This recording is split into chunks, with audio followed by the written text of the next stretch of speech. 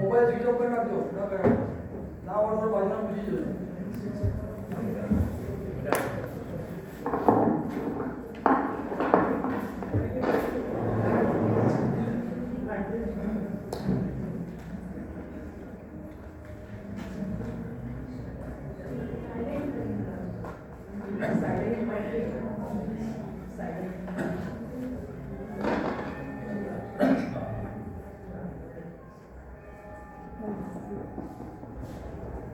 हाँ हजी बताए.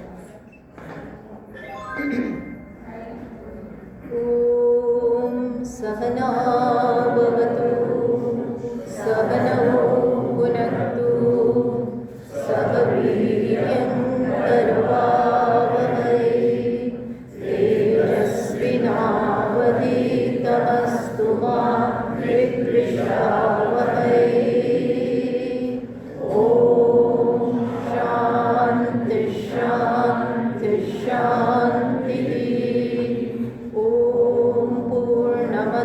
पूर्णमिदं पूर्णात् पूर्णमुदच्यते पूर्णस्य पूर्णमादाय पूर्णमेवावशिष्यते.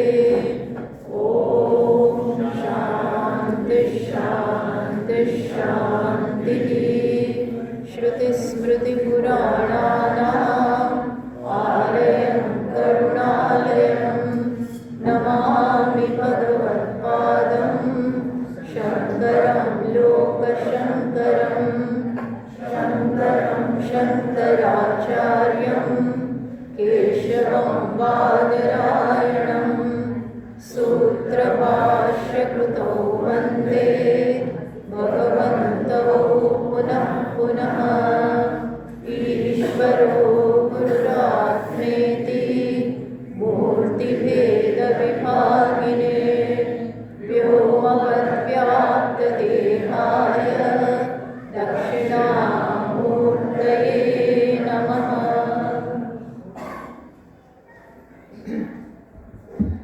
તો આપણો શિબિરનો પહેલો ટોક તરતી શોકમ આત્મવેદ એ છે, જેનો અર્થ એવો થાય કે આત્મજ્ઞાની જે છે, જે આત્મજ્ઞાન ધરાવે છે એ શોકને પાર કરી જાય છે. હવે આ શોક એટલે શું? શોક આપણે બધા જ એનાથી પરિચિત છીએ. શોક એટલે દુઃખ. આ શોક શબ્દ પણ શુચ ધાતુમાંથી છે, જેનો અર્થ થાય છે કે અંદરને અંદર બળવું, એટલે કે કોઈ પ્રકારની પીડા અનુભવવી. તો એમાંથી આ શુચ શબ્દ બન્યો છે. એટલે આ શોક એટલે માત્ર દુઃખને, પણ જે પણ પ્રકારની જીવનમાં આપણે અધૂરપ અનુભવતા હોઈએ, મર્યાદા અનુભવતા હોઈએ, ઇવન આસક્તિ, કારણ કે જ્યારે આસક્તિ હોય ત્યારે પણ એક પ્રકારનો ભય રહેતો હોય છે, દુઃખ રહેતું હોય છે. તો આ બધી જ વસ્તુ શોકમાં આવી જાય. ઇવન કામના, ક્રોધ, ઈર્ષા, ભય, સ્પર્ધા, આ બધી જ વસ્તુને આપણે શોકમાં ગણી લઈએ છીએ. કારણ કે આ દરેકે દરેક વસ્તુ, લાગણી જ્યારે બધાને સંભળાય છે ને પાછળ બહેનો, આ બાજુ નહીતર ખુરશી લઈને તમે બેસી શકો છો. ના, અવાજ મોટો કરો.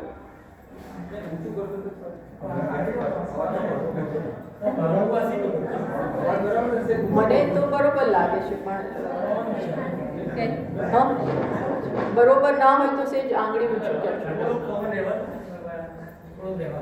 હા, ટૂંકમાં સંસારમાં આપણે આવ્યા, આ જગતમાં આવ્યા ત્યારથી આ પ્રકારનો શોક, આ પ્રકારનું દુઃખ અને મર્યાદા જે બધું અજ્ઞાનમાંથી જન્મે છે એ તો છે જ.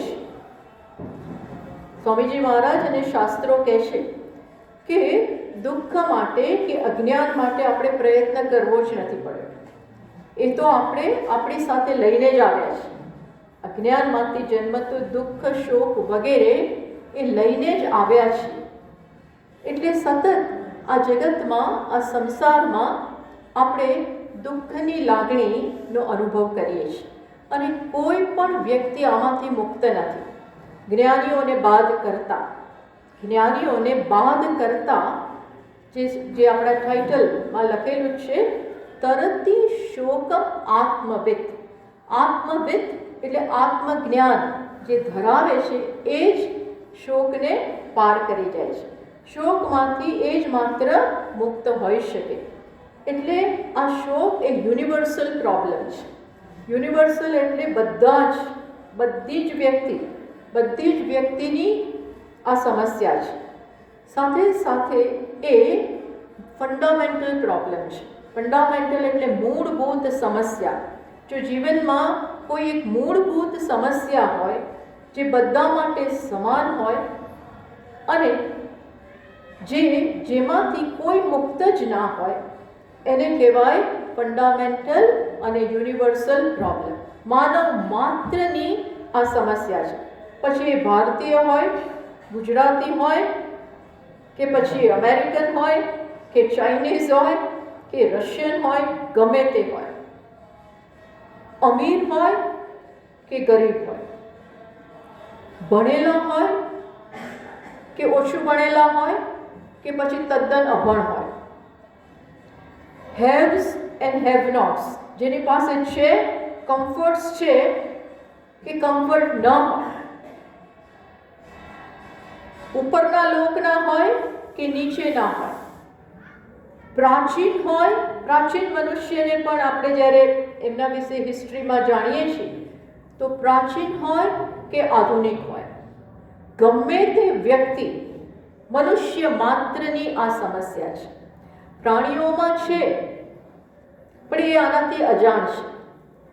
એને એટલી બધી આપણા જેટલી સભાનતા આની નથી. પીડા અનુભવે છે, પણ મનુષ્ય જે માનસ સંતાપ જે મનુષ્ય અનુભવે છે ને, એ બીજા કોઈ અનુભવતા નથી. પ્રાણીઓ, એમને શારીરિક પીડા ઘણી છે, પણ માનસ સંતાપ બધું હોય, ધન છે, સંપત્તિ છે, નામ છે, કીર્તિ છે, છોકરા છૈયા સંબંધો બધું જ છે, અને છતાં મને કોણ આમાંથી મુક્ત છે? આ રોગ, આ શોક નામનો રોગ કોને નથી લાગ્યો? કોઈ પણ આમાંથી મુક્ત નથી. ઓછી કે વધતી માત્રામાં બધે જ આ છે. અને આના વિશે કંઈ ન કરવામાં આવે તો આમાંથી મુક્ત પણ નહીં થવાય. એટલે આના ઉપર પ્રત્યેક મનુષ્યએ ધ્યાન દોરવું જોઈએ. બધા પીડાય તો છે જ, બધું હોય, અને છતાં બીજાથી સહેજ ઉતરતો છે. બીજા સહેજ માન નથી આપતા, કોઈ બોલાવતું નથી, બધું હોય, પણ ઘરમાં એવું અનુભવીએ કે આપણને કોઈ બોલાવતું નથી. બાકી એસી રૂમ હોય, રૂમમાં બીજી બધી જ સગવડ હોય, ઘરમાં કંઈ ખૂટતું નથી, સમયે તમને શ્રેષ્ઠ ભોજન પીરસવામાં આવે છે, છતાં પણ ઘરની કોઈ વ્યક્તિ બોલતી નથી. તો મહાન દુઃખ, મહાન શોક વ્યક્તિ અનુભવે. એટલે આ સમસ્યા જે છે ને, ઇઝ વેરી પિક્યુલિયર ટુ મનુષ્યને આ છે. અને એમાંથી માત્ર જે પહેલાં આનાથી સભાન થાય છે કે આવું કેમ, જ્યાં સુધી આ પ્રશ્ન ન જન્મે કે આવું કેમ, શેના માટે આ સમસ્યા, આપણે બધા એના ઉપાય શોધીએ છીએ, જરૂર શોધીએ છીએ, પણ બધા ઉપાય કેવા હોય છે? એકેય ઉપાય કામ લાગતો નથી. આપણે જોઈશું જ્ઞાન સિવાય એકેય ઉપાય, અને એ પણ ગમે તે જ્ઞાન નહીં, શાસ્ત્ર આધારિત સ્વ વિશેનું જ્ઞાન, એ જ કામ આવવાનું. બીજા કોઈ ઉપાય કે સોલ્યુશન આમાં કામ આવતા જ નથી. પણ કમનસીબે પ્રત્યેક મનુષ્ય કોઈ પણ હોય એ બહાર જ આનો ઉકેલ શોધે છે. કોણ નથી શોધતું? મને બધા જ ઉકેલ શોધે છે. ક્યાં શોધે છે? બધા જ બહાર. મારી પાસે છે એનાથી થોડું વધારે હશે, થોડું વધારે ભણી લો, થોડું મોટા શહેરમાં જાઓ, બીજાઓ પાસે છે એટલું મેળવી લો. કહેવાતા જે સુખના સાધનો છે, કહેવાતા, એમાં બધા ટ્રાય કરે છે. કોણ ટ્રાય નથી કરતું? ભલી વ્યક્તિ જે અમીર છે એ વધારે અમીર બનવા માંગે છે. 10 પેઢી સુધી ખૂટે ને એટલું હોય, 10 પેઢી શું એનાથી એ વધારે, એટલા અમીર લોકો હોય છે. બીજા દેશમાં તો જવા દો, આપણા જ દેશમાં, ભારતમાં જ ખૂબ પૈસો છે એ રીતે, પણ શાંતિ અંદર નથી, સંતોષ નથી. જે ટોટલ સેટિસ્ફેક્શન કહીએ ને એ નથી.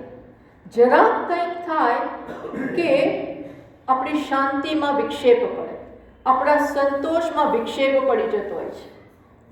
ઘરમાં કંઈક થયું, બહાર કંઈક થયું, કરિયરમાં કોઈક આગળ વધી ગયું, કંઈક ભય જન્મ્યા કે તરત જ મુશ્કેલી. એટલે દરેક વ્યક્તિ ઉકેલ તો શોધે છે, પણ બહાર કોઈ ધનમાં, કોઈ કીર્તિમાં. તમે જુઓ પોલિટિશિયનો, કેટલું બધું એમની પાસે સત્તા હોય છે, કેટલા બધા ટર્મ સુધી, 2 ટર્મ સુધી પ્રેસિડેન્ટ રહ્યા હોય, પ્રાઇમ મિનિસ્ટર રહ્યા હોય, છતાં પણ સૌથી વધારે જો કોઈ ઇન્સિક્યોર હોય તો કોણ છે? એ લોકો હોય છે.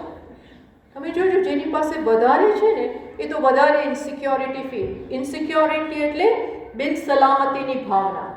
બધું હોય પણ અંદરથી આવી ભાવના હોય, જતું રહેશે તો, રેડ પડશે તો, આમ થશે તો, આમ થશે તો, માંદા પડી જઈશું તો, અમુક ઉંમર પહોંચી જાય પછી સતત માંદગીનો ડર, બીપીનો ડર, ખાતા ડર આવે. શું થાય? શુગર, કોલેસ્ટ્રોલ, આમ થશે, આમ થશે. બસ ધ્યાન રાખવાનું, એની આપણે ના નથી પાડતા, પણ સતત ભય. આ બધું દુઃખ જ છે. રાવણ જેવો રાવણ, એની પાસે શું નહોતું? 3 લોક એના કબજામાં હતા. સોનાની નગરી, વિચાર કરો, સોનાની નગરીમાં એ નિવાસ કરી રહ્યો છે, અને આજુબાજુ એટલો અભેદ્ય કિલ્લો છે, સાગરની પેલે પાર છે, કોઈ આવી શકે એમ નથી. અને છતાંય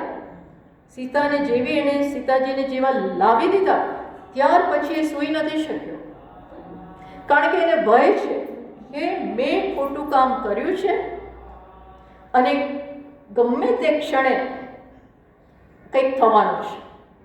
યુદ્ધના ભણકારા સતત વાગી રહ્યા છે. એટલે ગમે એટલું હોય, ગમે એટલી કામના પૂરી કરી હોય, કામના હજી પૂરી કરતા હોઈએ, અને છતાં પણ એ વિષયો જતા રહે છે. અરે વિષયો, કામનાને એન્જોય કરીએ છીએ, વિષયોને એન્જોય કરતા હોઈએ, ત્યારે પણ ધીમે એના પ્રત્યેનો રસ ગુમાવીએ છીએ. એનો રસ જતો રહે છે અને બીજા ઊંચા વિષયો જોઈએ. એટલે જગતમાં એકેય વિષય, એકેય વ્યક્તિ, એકેય વસ્તુ એવી નથી જે હંમેશ માટે આપણો રસ ટકાવી રાખે. એવો ને એવો રસ. આપણને નવીનતા જોઈતી હોય છે, ફ્રેશનેસ જોઈતી હોય છે. આ બધું જોઈએ છીએ. વાય આટલું બધું આ જગતમાં છે, પણ એ જ પુરવાર કરે છે કે જગતના વિષયો એક કમ્ફર્ટ આપી શકે, ઉપયોગ માટે છે, પણ સુખ આપી શકે એમ નથી. જગત એ ભગવાને સુખ આપવા માટે નથી બનાવ્યો, સેવા માટે બનાવ્યો છે. અને એ તમારી જે બેઝિક નેસેસિટીઝ છે એ પૂરી કરવા માટે છે, સુખ માટે નથી. સુખ માટે જરાય નથી. પણ આ બીજી મોટી ભૂલ થાય છે. પ્રત્યેક વ્યક્તિ આ બીજી ભૂલ કરે છે. કઈ ભૂલ કરે છે? કે મને હું જે ઈચ્છું છું એ ત્યાં બહાર છે. મારી ઈચ્છા જગત કોઈક રીતે પૂરી કરશે, અને એ સતત આશા રહેતી હોય છે. જ્યારે આશા નથી રહેતી ને, ત્યારે વ્યક્તિ ખલાસ જેવો થઈ જાય છે, જેને એમ થઈ જાય છે કે હવે તો મળવાનું જ નથી, તો એના શરીરમાં, એના મનમાં બધે આ વસ્તુ દેખાય. અને ધીમે ધીમે ધીમે એ વ્યક્તિ તદ્દન ફ્રસ્ટ્રેટેડ હોય. ડિપ્રેશન પછી આવે છે. શું આવે છે? ડિપ્રેશન. આજે દરેક બીજી વ્યક્તિને ડિપ્રેશન છે. આપણે જોઈએ, નજર કરીએ તો વિચાર કરો, નાનું બાળક ડિપ્રેશનમાં હોય છે. હજી તો એને શું જોયું, અને હજી જોશે ત્યાર તો શું થશે? જે થોડુંક જોયું એમાં એ સ્કૂલમાં બાળકો ડિપ્રેશનમાં હોય છે. એના પેરેન્ટ્સ એવું કે એને સિટિંગ્સ માટે લઈ જાય. હવે આ બહુ ટેબુ નથી રહ્યું. તમે ડિપ્રેશન હોય ને એની દવા લો અને થેરાપિસ્ટ પાસે જાઓ. બહુ જ આ બધી વસ્તુ વધી ગઈ છે. એ શું બતાવે છે? જગત પાસે કે બહારની કોઈ વ્યક્તિ પાસે કે કોઈ વસ્તુ પાસે કોઈ ઉકેલ નથી. આ નથી તો નથી જ, પણ આવી સૂઝ જન્મતી નથી. મોટા ભાગના લોકોને આ સૂઝ જ જન્મતી નથી કે ઇટ ઇઝ ઇનફ. મેં જે બધા પ્રયત્નો કર્યા, બસ હવે હું કોઈકને પૂછું, કોઈક જાણકારને પૂછું, કેમ આનું સોલ્યુશન નથી, એ સૂચતું નથી બધાને. અહીંયા આવનાર લોકો તો જુદા છે, પણ મોટા ભાગના વધુ ને વધુ એમાં ખૂંપતા જાય. આ ન કામ આવ્યું, ચલો બીજું ટ્રાય કરો. એ ન કામ આવ્યું, બીજું ટ્રાય કરો. આ ટ્રાય કરવામાં, ટ્રાયલ એન્ડ એરર, એમાં ને એમાં આપણી મોટા ભાગની ઘણીવાર આખી જિંદગી જતી રહી હોય છે કે નહીં? બધા પ્રામાણિક બનો. અને અત્યાર સુધીમાં તો આપણે કેટલા જન્મો આવી રીતે કાઢ્યા છે. તમે વિચાર કરો, કેટલા જન્મો આવી રીતે ગયા છે. એમાં ટ્રાયલ એન્ડ એરર. જગતરૂપી મોટા બ્રહ્માંડરૂપી મોટા મોલમાં આપણે આપણું શોપિંગ કરતા ગયા. કેટલી યોનિઓમાંથી પસાર થઈ ગયા. હા, એવું ના માનું કે મને આ બધું નહીં હોય. બધામાં જઈ આવેલા છીએ. કારણ કે એવા ભોગની ઈચ્છા હશે, અને એકવાર ઈચ્છા કરી એટલે ભગવાન પૂરી કરવાનું.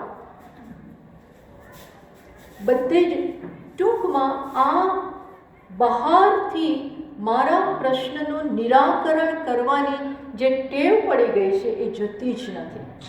એક વખત એવો નિર્ણય નથી જન્મતો કે બસ આને. જેવો નિર્ણય અમુકમાં જન્મે છે એ ભાગ્યશાળી લોકો છે. જેનામાં આ નિર્ણય જન્મે, આ સૂઝ જન્મે કે ના, આ એક પ્રયત્નો કામ આવ્યા જ નહીં.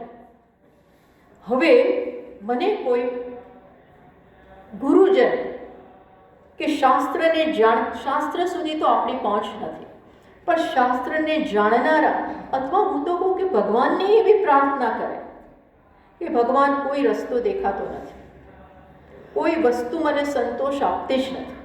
ટેમ્પરરી સંતોષ હોય છે, એની ના નહીં પાડીએ. ડેફિનેટલી ટેમ્પરરી સંતોષ હોય છે, પણ કેટલો ટકે છે? કેટલું ટકે? તરત જ આપણે થાકી જઈએ, અથવા વસ્તુ આપણી પાસેથી જતી રહે અને આપણે બીજું જોઈએ. આ ચાલુ જ રહેતું હોય છે. એટલે મેં કહ્યું ને, કોઈક સમજવું ને એવો પ્રશ્ન થાય કે ના, અહીંયા આવ્યા છીએ, ભગવાને મોકલ્યા છે, માટે આનો રસ્તો તો હોવો જ જોઈએ, પણ મને નથી ખબર પડતી. ભગવાન તું સુજાડ. અને આપણે સારા કર્મો કરતા હોઈએ તો ભગવાન સુજાડે પણ છે, અને આપણને માર્ગદર્શન મળી રહે. એટલે ક્યારે આવી સમજ જન્મે કે આપણા અનુભવોનું વિશ્લેષણ કરીએ. વસ્તુ કર્યા જ ના કરીએ, ઊંધું માખીને એક પછી એક એવું કરવાની જરૂર નથી. જે છે ને, બહેનો ભાત રાંધવા મૂકે અને એમને પ્રેશર કુકરમાં તો ચડી જ જવાના છે, પણ એમને ચડાવતા હો તો પછી તમે એવું લાગે કે હવે કદાચ ચડી ગયા છે, એટલે એક ભાતનો દાણો હાથમાં લઈ અને આમ દબાવી જોઈએ, થઈ ગયો છે કે નહીં. હવે એમાં એક જ દબાવવાની જરૂર છે ને, તો આખા ભાતને આમ કરવાની જરૂર છે? એક જ ઇનફ છે. ચડી ગયું છે કે નહીં એમ ખરેખર તો એક અનુભવ અથવા થોડા અનુભવ ઇઝ ઇનફ શું સમજવા માટે કે આમાં કંઈ છે જ નહીં, આમાં કંઈ છે નહીં. છે પણ કેવું છે, ટેમ્પરરી. બધા અનુભવો લેવા જઈશું તો ક્યારે પાર આવશે? એક વસ્તુ કરવા જઈશું, બધું જોઈ આવો, બાલીએ જાઓ, સ્વિટ્ઝરલેન્ડે જાઓ, ને આમે જાઓ, ને તેમે જાઓ, અલાસ્કા જાઓ, બધે જાઓ, એનો કોઈ એન્ડ જ નથી. હા, એનો કોઈ એન્ડ જ નથી આ બધી વસ્તુઓ. આમ કરતા જ રહીએ, ફરતા જ રહીએ, અનુભવ લેતા જ રહીએ તો લાઈફ આખી નાખી જતી રહેશે. જીવન આપણું ક્યાં જતું રહેશે અને કેટલું જીવન છે તો જાણતા નથી. એ એક મોટી તકલીફ છે. ભગવાને એ પણ આપણને કીધું નથી કે તમારું આ ઉંમરે છે તો આપણે કંઈક પ્લાનિંગ કરીએ, એવું બી નથી મોકલ્યું. તો કેવું કેટલું આશ્ચર્ય હોય છે ને, ઘણી વાર શોકિંગ હોય છે. રાત સુધી તો વાત કરતા હતા, આપણે બધા જ બોલીએ છીએ, પછી રાત સુધી કંઈ નહોતું અને સવારે ઉઠ્યા જ નહીં. તો એ તો ભગવાન કોઈને એ તો કહે છે you be ready, I will come any time. ભગવાન આવું કહી રહ્યા છે, તમે તૈયાર રહો. એવું નહીં કે પછી હજી આટલું કરી લો, એનો કોઈ એન્ડ જ નથી. એટલે બુદ્ધિમત્તા એમાં છે કે દરેક અનુભવો જે થયા બાળપણથી અત્યાર સુધી થતા આવ્યા છે, એ બધા અનુભવોને તપાસો, થ્રેડ બેર, એને બરોબર તપાસો. એમાં કેટલું મળ્યું, કેટલું ગુમાવ્યું, એને બરોબર હિસાબ કરો. જેમ એકાઉન્ટન્ટ્સને બધા હોય છે, બરોબર હિસાબ કરે, નેટ પ્રોફિટ પછી કાઢે, બધા ખર્ચા કાઢી અને પછી તો જુએ કે ભાઈ આટલું જ છે. એમ બધા અનુભવો તપાસીએ તો ખબર પડશે કે મળ્યું છે ઓછું, ગુમાવ્યું છે વધારે. અને સૌથી વધારે તો મારો સમય જતો રહ્યો. સમય સાથે શક્તિ એ ગઈ. પહેલાં જેવી શક્તિ, જે શક્તિ 20 વર્ષે હોય, 25 હોય, 30 હોય, 35 હોય, 40 હોય, 45 હોય, પછી આગળ નહીં બોલવાનું. પછી તો ઘટતી જાય છે, પછી તો ડાઉન ધ હિલ. અહીં સુધી જ આ સ્પોર્ટ્સમેનોને તો 30 જ પતી જાય છે બધું. એ તો એ ચલાવ્યા રાખીને રમ્યા કરે. બાકી તો એમની જે 20 વર્ષે દોડી શકતા હોય, 25 દોડી શકતા હોય, અને ગ્રાસ્પિંગ ને આ બધું જે હોય, બોલ ક્યાંથી આવે છે ને, એ 35 પછી ના ખબર પડે એટલી બધી. અને ડૉક્ટરોને પૂછો તો એ તો કહે છે ઘસારા શરૂ થઈ ગયા. ઘસારા, આંખ, કાન, નાક, પગ બધાના ઘસારા હોય છે. હવે આ ઘસારા સાથે પછી આ બધું કામ કરવું અઘરું છે, ઘણું. જેને શરૂ કરી દીધું છે એને વાંધો નથી આવતો. ટૂંકમાં બહુ મોટી કિંમત ચૂકવીએ છીએ. અનુભવો લેવામાં હજી મળી જશે, આશા. એમાં ને એમાં we are wasting hour time and hour energy. બધું જ જાય છે. આ બુદ્ધિ ઓછી થાય છે. આ બુદ્ધિ, તમે જો આજકાલ કેટલું સાંભળીએ છીએ ને, બ્રેઇન ફોગ. આ તમે સાંભળ્યો છે શબ્દ, બ્રેઇન ફોગ. એટલે બુદ્ધિની શક્તિમાં બહુ મોટું આગળ વાદળ આવી જાય. ફોગ એટલે ધૂંધળું થાય ને, એમ બુદ્ધિ ધૂંધળી થઈ જાય છે, યાદ ના રહે કંઈ પણ. રૂમમાં જઈએ ને પછી શેના માટે હું અહીં આવી ગઈ, એવું થાય છે ને, નામ ભૂલ, આ બધું થાય છે. અર્થાત આ બધી કેપેસિટી, આપણી શક્તિઓ ક્ષીણ થાય છે. એ ક્ષીણ થાય એ પહેલાં આ બધું કામ કરી લેવાનું છે. એટલે બધા અનુભવો તપાસો, અને તપાસી પરીક્ષ લોકાન, જેમ ઉપનિષદ કહે છે ને, બધું તપાસો, આગળ પાછળ, ઉપર નીચે. અને જો બરોબર તપાસીશું તો ખ્યાલ આવશે કે એમ મેળવવાનું તો બહુ જ ઓછું છે, આ પ્રોસેસમાં ગુમાવી બહુ નાખ્યું. જે લોકો આ કરી શકે છે અને પછી એમના જીવનમાં જે વળાંક આવે છે, ત્યારે જીવન શરૂ થાય છે. જીવન શરૂ ક્યારે થાય છે? જ્યારે ખબર પડે કે હું ઈચ્છું છું એ ત્યાં નથી, અન્યત્ર છે. એનું હવે હું માર્ગદર્શન, એટલીસ્ટ આટલું નક્કી થઈ ગયું, આપણે ક્લેરિટી આવે. અત્યારે આવતા હતા રસ્તામાં, ગૂગલ મેપે બધાએ વાપર્યું, ખબર પડે ને ભાઈ આમ લેફ્ટ નથી જવાનું, ભલે એ બતાવે. ટૂંકમાં ખબર પડી ગઈ એટલે આપણું ત્યાંનું ફોકસ ગયું અને હવે રાઈટ દિશા શરૂ થાય. અત્યાર સુધીનું તો એમને ગયું, જ્યાં નથી ત્યાં શોધવા, અને તસું ભાર ત્યાં નથી.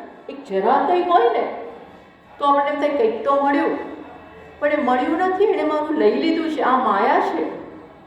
માયા શું કરે છે? આપતી હોય ને એવું બતાવે, પણ ખરેખર લઈ જાય છે. ભગવાન કીધું યે હિ સંસ્પર્શજા ભોગા દુઃખ યોનય એવ તે. દુઃખ યોનય એવ, એ દુઃખની યોની જ છે. એમાં આદ્યંતવંત શરૂ થાય અને એન્ડ થાય, શરૂ થાય અને એન્ડ થાય. ઘણીવાર તો એ એન્ડ થાય એ પહેલા આપણો એન્ડ આવી જાય. આવું છે. અર્થાત ત્યાં તો નથી જ. હવે આ સૂઝ અને સમજ મારી જન્મે પછી જીવન શરૂ થાય. યોગ્ય દિશામાં આપણે પછી પ્રયાણ કરીએ. અર્જુનના કેસમાં એવું થયું કે નહીં? એટલે જ તો ગીતા મળી આપણને. ભગવાનનો ઉપદેશ ક્યારે ભગવાન જાતે આપવા ના માંડ્યા? જ્યારે અર્જુને માગણી કરી. અને એણે ક્યારે માગણી કરી? જ્યારે એને એવું લાગ્યું કે આ બધાથી મારો શોક જવાનો નથી. જ્યારે એને એટલું સ્પષ્ટ થઈ ગયું કે ભગવાન ગમે તે થાય, નહીં પ્રપશ્યામિ મમાપનુદ્યા યચ્છોકમુચ્છોષણમ ઇન્દ્રિયાણા. હે ભગવાન, મને લાગતું નથી કે આ કંઈ પણ કરું તો મને અંદરથી બાળી રહેલો આ જે શોક છે, પીડા છે, એકેય વસ્તુથી જશે. કંઈ પણ મળે, કંઈ પણ. એટલે આ સ્પષ્ટ થવું જોઈએ. કંઈ પણ એટલે છોકરાઓને રમાડી લો,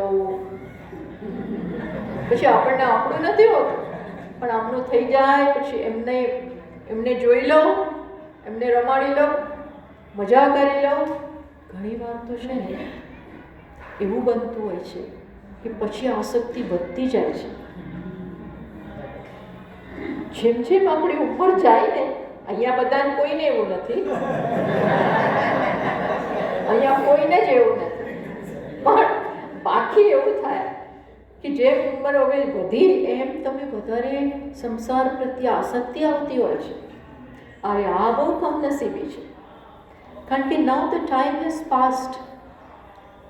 અને પછી જો હવે આપણે હજી નજર ત્યાં હશે તો મુશ્કેલી થઈ જશે, તો પીડા ડબલ વધશે.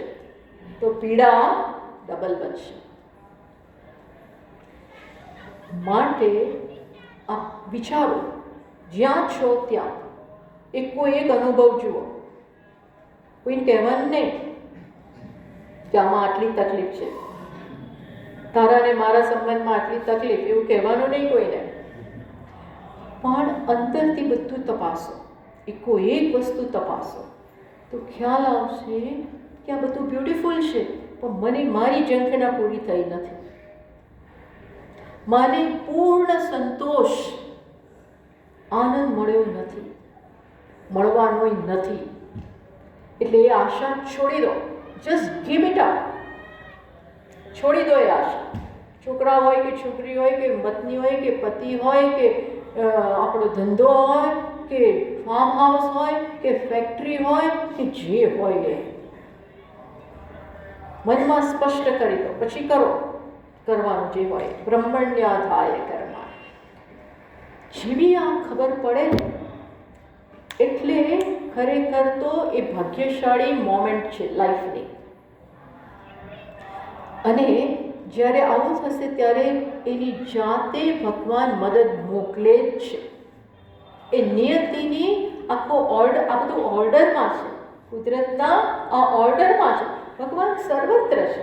એ સાંભળતો નથી, એ જોતો નથી તમને શું થાય છે, અને પછી અંદરથી આવી ઈચ્છા જન્મે તો એને ખબર નથી પડતી.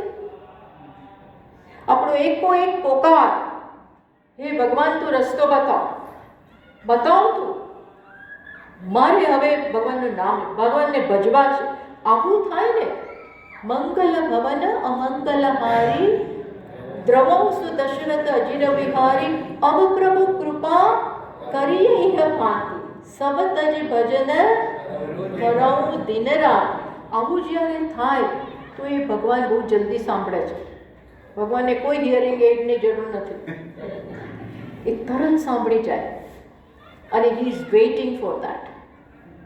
સાચું કહું છું, એ રાહ જોવે છે અને તરત રસ્તા મળે છે. તરત રસ્તા મળે. તમે ક્યાંક પ્રવચનમાં જાઓ કે કેવું વાંચવામાં આવે ક્યાંકથી, એ ભગવાનને એ ઉપાય આપવામાં કોઈ વાંધો જ નથી અને તમારું નવું જીવન શરૂ થાય. નારદજીના કેસમાં એવું થયું, અર્જુનના કેસમાં થયું. જેવું વિચાર કરો યુદ્ધ મેદાનમાં એણે તો કહી દીધું, હવે મને ભણાવો. બોલો, શું એની હિંમત કે યુદ્ધ મેદાનમાં એવું કહી દીધું અને ભગવાને માની લીધું. નારદજીના કેસમાં નારદજી પાસે શું નહોતું? કઈ વિદ્યા નહોતી. આવા નારદજીને ફરતા ફરતા શોધે છે, ગુરુની શોધમાં છે. અને આવ્યા સનતકુમારજી પાસે. સનતકુમારજી પાસે આવી અને કહે છે, શું કહે છે કે હું ઘણું બધું જાણું છું. અધિહિ ભગવઃ, પહેલાં તરત આ કહે છે અધિહિ ભગવઃ, હે ભગવાન તમે મને ભણાવો. એનું આખું વાક્ય તમને સંભળાવું.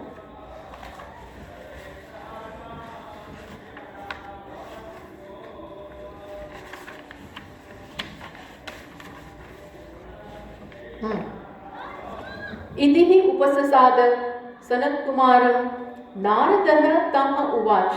જ્યારે નારદજી આવું કહ્યું, હે ભગવાન મને ભણાવો, તો સનતકુમારજી કહે છે, શું કહે છે? યદ વેદ્ધ તેન માં ઉપસીદ તતઃ તમ ઊર્ધ્વમ વક્ષ્યામિ. કે છે તમને જેટલું આવડતું હોય ને એટલું મને કહી દો પહેલાં, પછી એનાથી આગળ હું ભણાવું. તમને જે ખબર હોય એ કહી દો. કારણ કે આ તો પંડિત નારદજી તો ખૂબ જાણકાર હતા. એટલે સનતકુમારજી કે જેટલું આવડે છે એટલું મને કહી દો, પછી આગળ એનાથી આગળ ભણાવો. તો નારદજીએ કીધું, એટલું લાંબુ લિસ્ટ આપ્યું, કેટલી વિદ્યા, 64થી વધારે વિદ્યામાં એ પારંગત છે. બધું લિસ્ટ આપે છે, પણ એ પોતે સ્વીકારે છે કે ભગવાન હું તો મંત્રવેદ છું, મને તત્વ નથી ખબર, હું આ બધાના નામ જાણું છું, આ એકના નામ જાણું છું, આ વિદ્યાનું એના ગર્ભમાં હું પહોંચ્યો નથી. એટલે સનતકુમારે કીધું, હા સાચી વાત છે, આ એકેય તમને હંમેશ માટે સંતોષ આપી શકે એવું છે જ નહીં. આ બધી અપર વિદ્યા છે. કઈ વિદ્યા છે? અપર વિદ્યા. આ એકેય પરાવિદ્યા નથી. પરાવિદ્યાથી જ તમને જે ઈચ્છો છો એ તમને પ્રાપ્ત થશે. પછી એમને ભૂમનનું જ્ઞાન આપ્યું. શેનું જ્ઞાન આપ્યું? ભૂમન. અને કયું? નાલ્પે સુખમ અસ્તિ. તમે અત્યાર સુધી જ્યાં શોધ કરી છે ને એ પ્રત્યેક વસ્તુ અત્યંત મર્યાદિત છે, આદિ અને અંતવાળી છે. અને તમને એક રહસ્ય કહી દઉં, આવું જે હોય ને એ ખરેખર નથી. જેનો આદિ હોય અને અંત હોય એ ખરેખર નથી. વચ્ચે હોય એવું લાગે છે પણ નથી. એ માત્ર એક આભાસ છે અને એમાં આપણે ફાંફા મારીએ છીએ. ન મળે એ સ્વાભાવિક જ છે. પછી નારદજીએ એને શેનું જ્ઞાન આપ્યું? સ્વનું જ્ઞાન. એટલે જે ઈચ્છે છે એ છે ક્યાં? સ્વમાં, પોતાનામાં, બહાર નથી. એટલે આ જ પહેલો અધ્યારોપ થયો. જ્યાં નથી ત્યાં આપણે જોતા હતા, અને જ્યાં હતું, જ્યાં છે, નોટ હતું, જ્યાં છે એની તો ખબર જ નથી. હવે ખબર પડી કે બહાર નથી, હુંમાં જ છે. પણ પછી અંદર જોઈએ, પોતાની સાથે બેસીએ તોય દેખાતું નથી. અમે તો બહુ બેઠા અમારી સાથે, કંઈ આનંદનો અનુભવ નથી થતો. તો એ હુંને સમજવાની, આ હું બહુ કોમ્પ્લિકેટેડ વસ્તુ છે. કારણ કે આજે હવે સાચી ડિરેક્શન પકડાઈ છે, પણ આને જેને હું જ્યાં આ સુખ છે, પૂર્ણતા છે, કૃતકૃત્યતા છે, જેને જાણીને કંઈ જાણવાનું નથી, એવું જે હું છે એમાં પણ તું રહેલો છે. આ હું એટલે આપણે અહીંયા જોઈએ આ સંગાતમાં, આ અહંકારમાં. પણ એ અહંકાર એ ખરેખર શું છે? આ જેને હું કહું છું ને ત્યાં કેટલા છે? બે છે. જેને હું કહું છું ત્યાં પણ બે છે. અને એમાં એક આગંતુક છે અને એક સત્ય છે, અબાધિત છે. એક આગંતુક એટલે ટેમ્પરરી, મર્યાદિત, અને બીજું અબાધિત, નિત્ય, શાશ્વત અને પૂર્ણ. હવે એમાં કયું આગંતુક છે? કયું આગંતુક છે? જીવમાં આખું આગંતુક છે. જેને જીવ કહીએ છીએ એટલે જ હું વાત કરું. જીવ બે વસ્તુનો બનેલો છે, પ્રકૃતિ અને પુરુષ. સંગાત, કાર્યકરણ સંગાત એટલે કે શરીર, પ્રાણ, ઇન્દ્રિયો, મન, બુદ્ધિ, અહંકાર, એ આખું શું છે? આગંતુક અથવા શરીર, કાર્યકરણ સંગાત. અને બીજા શબ્દોમાં તું. બીજા શબ્દોમાં એને શું છે? એ બધું તું છે. રમણ મહર્ષિજી કહે છે ને, વિગ્રહેન્દ્રિય પ્રાણતીતમઃ નાહમેક સત તજ્જડમહિ અસત. એ તો બધું અસત છે. આ શરીર એટલે હું નથી, પ્રાણ એટલે હું નહીં, ઇન્દ્રિયો એટલે હું નહીં, મનો, બુદ્ધિ, અહંકાર, ચિત્તાની નાહ. પણ મુશ્કેલી શું થઈ છે? આ હું ને જેમાં એકેય નથી, આ એકેય ખ્યાલ નથી, શરીરનો, મન, એકેય અંશ એમાં નથી. એને આ બધા સાથે આપણે જોડી દીધો છે. એ હું ને જે કેવો છે? નિરાકાર. આ સંગાત કેવો છે? સાકાર. આ નિરવયવ, આ હું કેવું છે? સાચું હું. એ નિરવયવ, નિરાકાર અને આ બધું અવયવ વાળું. આનામાં કોઈ ગુણ નથી. આ કેવો છે? સગુણ. આનામાં કોઈ કાલીમાં નથી. આ કાલીમાં મીન્સ કે હવે બધી મર્યાદાઓ રહેલી છે. હવે આવા હુંને આપણે આની સાથે ભેળવી દીધો છે. કોની સાથે? આ શરીર રૂપી આખા સંગાત ભેળવી દીધો છે. અર્થાત આ હુંને આની સાથે ઓળખીએ છીએ. કોની સાથે ઓળખીએ છીએ? સંગાત. યુષ્મત અસ્મત પ્રત્યય ગોચરયોગો વિષય વિષયનો. આ હું એટલે વિષયી, અને આ બધો વિષય આ બંનેને ભેગા કરી દીધા છે. શરીરને અને આત્માને. અનાત્મા અને આત્માને શું કર્યા? મનમાં બધું ભેગું કરી દીધું. બાકી આત્મા તો કશા સાથે ભેગો થાય એમ જ નથી. અસંગ છે, અસંગ છે. છતાં આપણે હું એટલે શું કહીએ? 5 ફૂટ. હું એટલે સ્ત્રી, હું એટલે પુરુષ, હું એટલે એન્જિનિયર, હું એટલે બહુ ક્રિયાશીલ વ્યક્તિ, હું એટલે કોણ? ભારતીય. હું એટલે કોણ? લાગણીશીલ વ્યક્તિ. હું બહુ લાગણીશીલ છું. મને કોઈ કહી જાય તો તરત લાગી આવે, સેન્સિટિવ. એટલે તમે કોની સાથે જોડાઈ ગયા? મન સાથે, ઇમોશન સાથે જોડાઈ ગયા. જ્યારે તમે એવું કહો કે મારા શરીરમાં બહુ પગ દુખે છે, આ બધું દુખે છે, કોની સાથે જોડાઈ ગયા? શરીર સાથે. મારું વેઇટ વધી ગયું છે, મારું વેઇટ વધી ગયું છે, એમાં એક પાર્ટ હું છે અને બીજું બધું તું છે. જ્યારે કંઈ હવે આંખ ચાલતી નથી ત્યારે ઇન્દ્રિયો સાથે જોડાઈ ગયા. મનમાં બહુ દુઃખ છે, બહુ આજ કંઈક પૂછતા જ નહીં, મૂડ જ નથી, ત્યારે મન સાથે. મારી બુદ્ધિ બહુ તેજ છે ત્યારે બુદ્ધિ સાથે. ટૂંકમાં સતત જોડાયેલા જ હોઈએ છીએ. અને અહીં તો બધું જ બધા સ્તરે દુઃખ છે. વિકારવાળા સંગાતમાં સતત મર્યાદા છે. અને આ હું એ મર્યાદા સહન કરી શકે નહીં, કારણ કે સ્વરૂપથી એ અમર્યાદિત છે. આ સતત ભેગો થઈ રહ્યો છે. એટલે અહીં આવ્યા પછી પણ જ્યારે એવું કહેવામાં આવે કે આત્મા પરિપૂર્ણ છે, નિત્ય, શુદ્ધ, બુદ્ધ, મુક્ત સ્વભાવમાં, એ જાણ્યા પછી પણ આ બીજી મોટી જર્ની કાપવાની છે. શેની? અનાત્માથી એને જુદા કરો. અને આ કામ સતત થવું જોઈએ. દિવસ રાત આ કામ થાય ત્યારે એનાથી છૂટા પડીએ. અને છૂટા પાડવા માટે બંનેના સ્વરૂપને જાણતા હોવા જોઈએ. જેમ ચોખ્ખું અને કાંકરા ભેગા થઈ ગયા હોય તો એ વીણવા હોય તો તમને ખબર પડવી જોઈએ કાંકરો કોને કહેવાય. નહીં તો ચોખ્ખા ચોખ્ખા વીણી નાખો. કાંકરો કોને કહેવાય એ ખબર હોય અને ચોખ્ખો કેને કહેવાય એ ખબર હોય ત્યારે એને છૂટા પાડી શકો. એમ આત્માને આટલું આજે ગુરુ પાસેથી મેં જાણ્યું કે એ અબાધિત છે, સતત છે, અસંગ છે. અને સંગાતનું સ્વરૂપ જાણીએ કે મર્યાદિત છે, સાવયવ છે, આદિ અંતવાળું છે. એમ કરી બંનેને જાણી બંનેના સ્વરૂપને સામે રાખી કીપ ઓન સેપરેટિંગ, સતત સેપરેટ કરો. અત્યારે વાતો કરતા હોઈએ ત્યારે પણ, સાંભળતા હોઈએ ત્યારે પણ જાણવાનું કે સાંભળવાનું કામ કાન કરે છે. આત્મા સાંભળતો નથી, આત્મા બોલતો નથી. નૈવ કિંચિત કરોમિ, આત્મામાં કોઈ કર્મ નથી. ટૂંકમાં આ બધું કરવાનું. પણ આ બધું ક્યારે થાય? આ બધું બધા જાણે છે, પણ કરી ક્યારે શકીએ આપણે?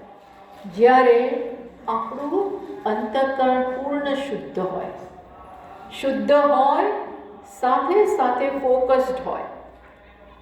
અંતઃકરણ આ બધું કરી શકવાની ક્ષમતા ધરાવતો હોય, સાથે સાથે કરે ને ત્યારે એમાં આપણું કોન્સન્ટ્રેશન, ફોકસ જોઈએ. કોઈ પણ જટિલ વસ્તુ, સૂક્ષ્મ વસ્તુ સમજવી હોય તો કેટલું ફોકસ જોઈએ? સતત કોન્સન્ટ્રેશન જોઈએ.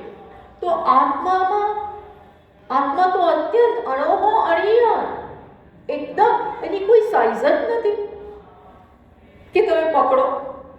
એના કોઈ ગુણ જ નથી કે પકડો. જે પકડાય છે ને એ તો શું પકડાય છે? હે?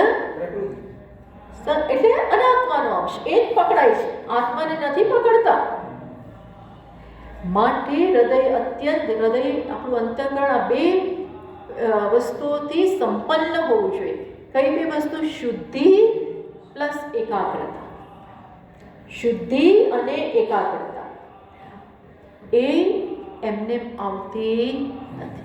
આવી ગઈ હોય તો આવી ગઈ હોય, એ કોઈ જન્મોના પુણ્ય છે, દેન યુ હેવ ઇટ. નહીતર એને પણ આપણે તૈયાર કરવાની છે.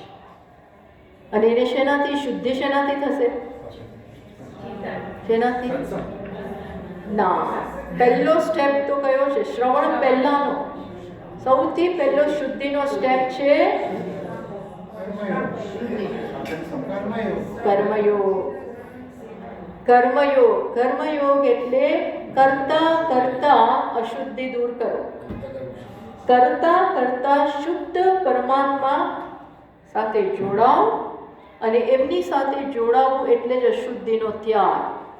કરતા કરીએ. અદ્ભુત ઉપાય ભગવાને બ્રિલિયન્ટ ઉપાય આપ્યો છે. કરતા જ શેના માટે કરીએ? હવે ઈશ્વર સર્વ કર્માણ્યપી સદા કુર્વાણો મત વ્યપાશ્રય. ભગવાન કહે છે એક કે એક કર્મ, નાનાથી માંડીને મોટું, પ્રત્યેક કર્મ તું મારા માટે કર. એ મારા માટે એટલે કરતા ભલે રસોઈ બનાવતા હોઈએ પણ કોના માટે છે? ઈશ્વર માટે. આજે હું ગાડી ચલાવી અને બધાને લઈ જઈશ, એ બધાય કોણ છે? આ ભાવના. અત્યારે જે ઈશ્વર તો છે જ, આપણે જોતા નથી, છે જ. તો પ્રત્યેક કર્મમાં એને લઈ આવીએ. આ બુદ્ધિમત્તા છે અને આ સાવધાનીનો વિષય બની જાય છે. પ્રત્યેક કર્મમાં એને લાવો, પછી ખબર પડશે કેટલે વાર ભૂલી જઈએ છીએ. આખું કામ પતી જાય પછી યાદ આવે ભગવાન, ઓહો મારે તો કર્મયોગ કરવાનો હતો, આ તો બધો શું થઈ ગયો? આત્મયોગ. અહંકારને બધું સોંપાયું, એટલે ભગવાન કહે છે દરેક વખતે તું કર્મ કરીશ ને ત્યારે તારી સામે બે જણા ક્લેમન્ટ આવશે. કયા બે? વેદી, કાં તો ઈશ્વર માટે કરો કાં તો અહંકાર માટે કરો. મોટા ભાગે આપણે ધ્યાન ના હોય તો શેના માટે કર્મ કરીએ? અહંકાર, મારા માટે, મને શું મળશે. બહુ સ્પષ્ટ હોય છે, મને શું મળે, મળે તો કરું ને તો ન કરું, અને કરું તો ફટાફટ પતાવી દો, વેટ ઉતારો.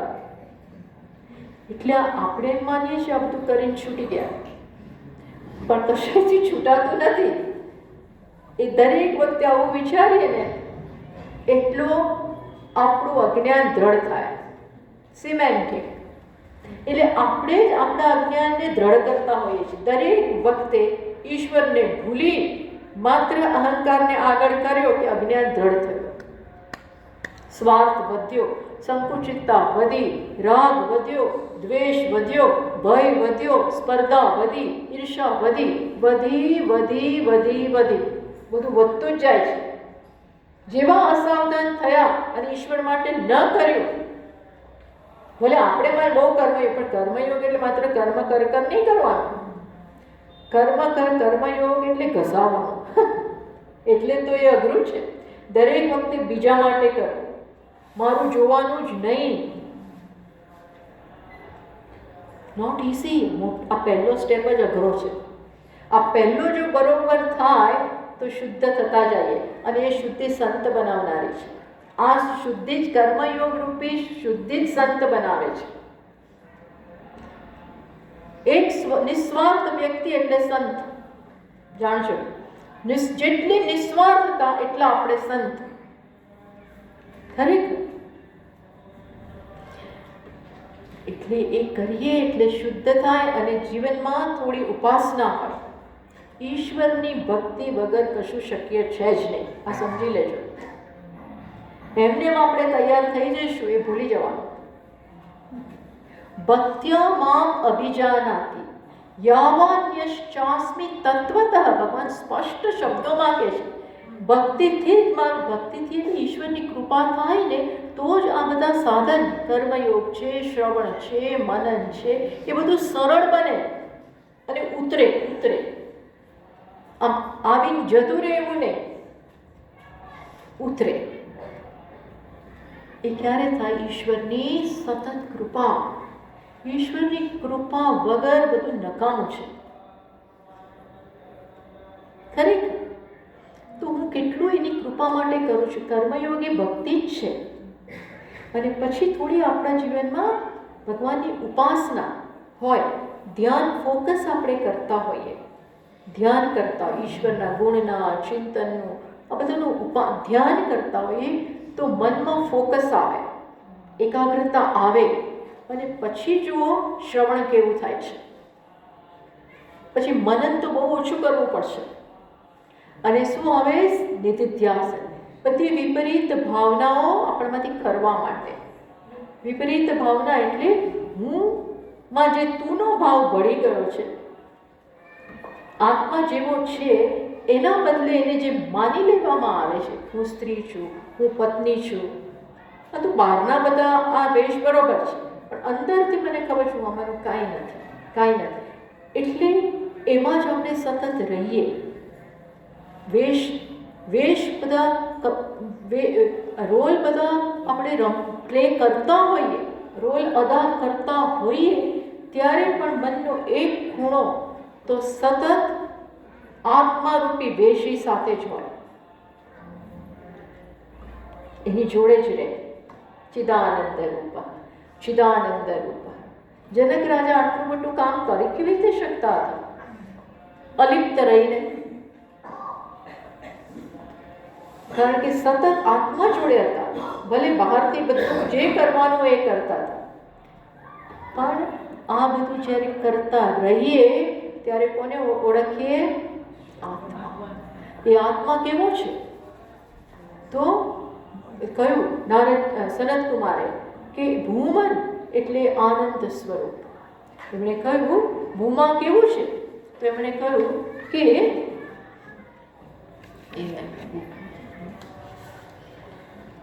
જ્યાં આગળ નથી. યત્ર નાન્યત પશ્યતિ નાન્યત શૃણોતિ નાન્યત વિજાનાતિ, એટલે જ્યાં બીજું છે જ નહીં, જ્યાં એકથી અલગ કોઈ નથી.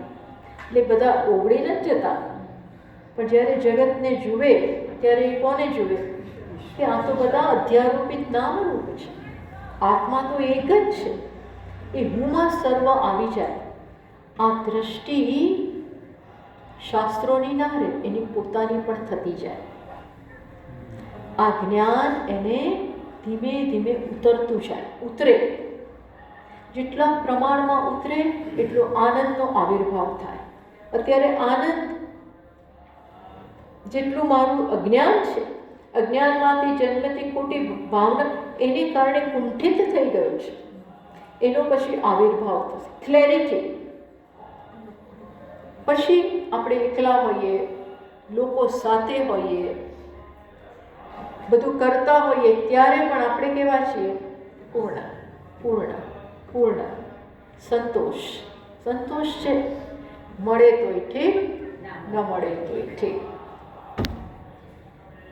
માનાપમાનયોસ્તુલ્ય તુલ્યો મિત્રારી પક્ષયો, બધામાં હંમેશા એટલે કે સ્થિત પ્રજ્ઞ.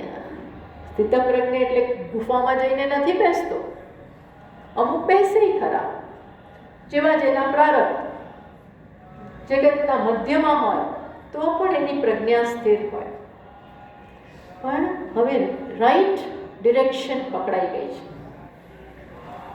એટલે કબીર કહે છે એમ, મોકો કહા ઢૂંઢે મેં તો તેરે પાસ, હું અહીંયા જ છું, પણ અહીંયાથી તું નીકળી ગયો. પછી માત્ર શું રહી જાય છે? નિરાકાર સ્વરૂપ, સત સ્વરૂપ, ચિત્ત સ્વરૂપ, આનંદ સ્વરૂપ આત્મા. આ સમજવાનો, અહીં સુધી પહોંચવાનો જ્ઞાન સિવાય, સ્વ સુધી પહોંચવાનું. અજ્ઞાનને કારણે આપણે છીએ તો ખરા, પણ આપણાથી જ ખોવાઈ ગયા છે. હું મારાથી જ ખોવાયેલો છું. પછી બીજાને દોષ આપીએ, પણ ખોવાયેલો છું મારાથી જ. દસમો દસમાને જ શોધે છે. એમ મારે મારી જાતને મારા તરફ જ પાછું આવવાનું છે, પોતાના તરફ જ પહોંચવાનું છે. અને આમાં કોઈ બતાવનાર નીકળે, શાસ્ત્ર આધારિત કોઈ આ બતાવનાર નીકળે, ત્યારે આખી હુંની સમજ ફરી જાય. જ્યારે હુંની સમજ ફરી જાય ત્યારે હું તમને બરોબર સમજું, ઈશ્વરને બરોબર સમજું, જગતને બરોબર સમજું, બધું બરોબર થઈ જાય. પછી ત્યારે થાય એક જ્ઞાન. એ સિવાય કોઈ ઉપાય નથી. એટલે શ્વેતાશ્વતરમાં કહ્યું કે યદા ચર્મવદ આકાશમ વેષ્ટયિષ્યંતિ માનવા. ત્યાં એવું બતાવે છે કે જ્ઞાન વગર કોઈ ઉપાય કામ ના આવે. એના માટે એવું કહે છે કે જ્યારે માણસ ચામડાથી આકાશને ઢાંકી દેશે, ચામડાથી જ્યારે આકાશને ઢાંકી દેશે, યદા ચર્મવદ આકાશમ વેષ્ટયિષ્યંતિ માનવા તદા દેવમ અવિજ્ઞાય દુઃખસ્ય અંતો ભવિષ્યતિ. ત્યારે ઈશ્વરને જાણ્યા વગર, આત્માને જાણ્યા વગર એના શોકનો નાશ થશે. પણ એ બનવાનું છે. આકાશને જ્યારે ચર્મથી ઢાંકી દઈએ તો ઈશ્વરને જાણ્યા વગર શાંતિ પ્રાપ્ત થાય, આત્માને જાણ્યા વગર જ્ઞાન પ્રાપ્ત, સંતોષ પ્રાપ્ત થાય. પણ એવું બનવાનું છે. કદાપી આકાશને આપણે ચર્મથી ઢાંકી નથી શકવાના. અર્થાત જ્ઞાન સિવાય કોઈ ઉપાય નથી. અને જ્ઞાનથી પોતે પોતાની પાસે આવે છે. આંતરયાત્રા, આ બહારની યાત્રા જ નથી, આંતરયાત્રા કરવાની છે. બસ. તો તરતી શોક, એનું એ જગત, એની એ વ્યક્તિઓ, એનું એ મારું નાનું ઘર, એના એ માણસો, છતાંય હવે કેવું છે? બધું બરોબર છે, બધું બરોબર છે. આ ક્યારે થાય? પૂર્ણમદ પૂર્ણમિદમ, બધું પૂર્ણ. પૂર્ણ ઉદચ્યતે. પૂર્ણ એવ પૂર્ણમાં વધારો કરો ને તો એનું કેલ્ક્યુલેશન કેટલું થાય? પૂર્ણમાંથી બાદબાકી કરો તો એ કેટલું રહે? પૂર્ણ. અજબ ગજબનું આ મેથેમેટિક્સ છે. પૂર્ણનું મેથેમેટિક્સ બહુ ગજબ છે. પૂર્ણમાં જગતને નાખો ને તોય પૂર્ણ. જગતનો ભાગ સમજો. આ મંત્રમાં આવું કહે છે, પૂર્ણમાં જગતને એડ કરો, એમાંથી પૂર્ણમાંથી જગતને બનાવો તોય પૂર્ણ. જગતને લઈ લો તોય પૂર્ણ.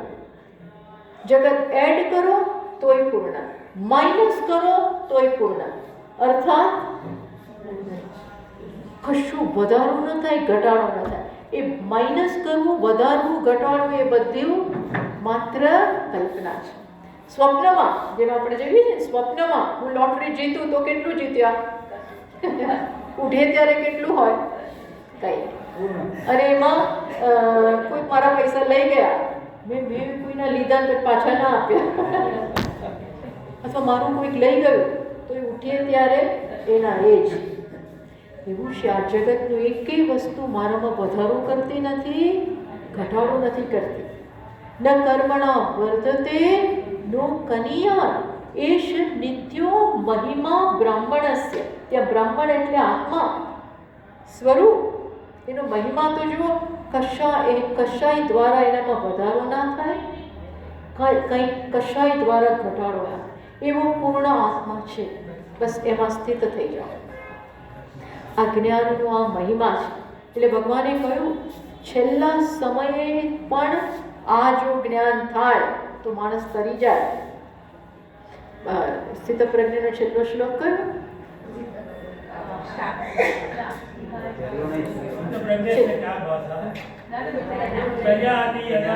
નહીં. બ્રહ્મકાલે છેલ્લા મૃત્યુના સમયે પણ જો આ જ્ઞાન થાય તો મુક્ત થઈ જાય. કારણ કે બ્રહ્મ તો મુક્ત તો છે. તો બસ આ થોડું શિબિરમાં આપણે બધા મુક્ત મને, બધાનું મન અત્યારે મુક્ત છે ત્યારે આશે જ વાત કરવી હતી. બધા જાણો જ છો, પણ જ્ઞાનનું અગેન મહિમા આપણે એના સિવાય કોઈ રસ્તો છે. અને એ મારા તરફની જ યાત્રા છે. આજે નહીં તો આવતીકાલે કરવી જ પડશે. તો સુનર ધ બેટર. જેમ જલ્દી કરીએ એમ વધારે સારું. તો આ સાથે આપણું જે પ્રથમ પ્રવચન છે એ સમાપ્ત થાય છે. પછી આપણે 5-10 મિનિટ આપીશ. 5 મિનિટ. હા, 12 વાગ્યા સુધી. ઓકે, 15 મિનિટનો બ્રેક છે. પછી એક ટોક છે. આપણે પ્રેસિડેન્ટ આવ્યા છે અને દિનેશભાઈનું સ્વાગત કરવા આવેલા છે. સ્વાગત કરી લઈએ પછી બધા ચોક્કસ. હા, હું આપણે શાંતિ મંત્ર બોલી દઈએ. હા, શાંતિ મંત્ર. ઓમ પૂર્ણમદ પૂર્ણમિદં પૂર્ણાત પૂર્ણમુદચ્યતે પૂર્ણસ્ય પૂર્ણમાદાય પૂર્ણમેવાવશિષ્યતે. ઓમ શાંતિ શાંતિ શાંતિ. હરિ ઓમ.